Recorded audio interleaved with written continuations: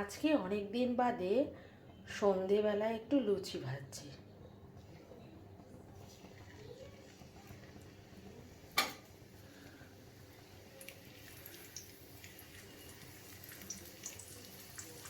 অনেক দিন হলো সন্ধেবেলাতে লুচি টুচি খাই না, ওই দুধ কর্নফ্লেক্সই খাওয়া হয় সব সময়।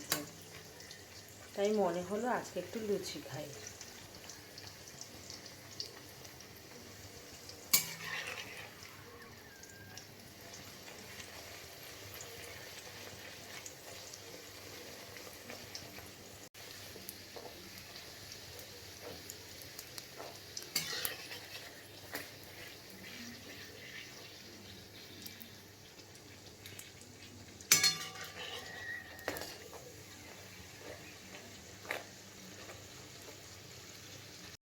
টক দই,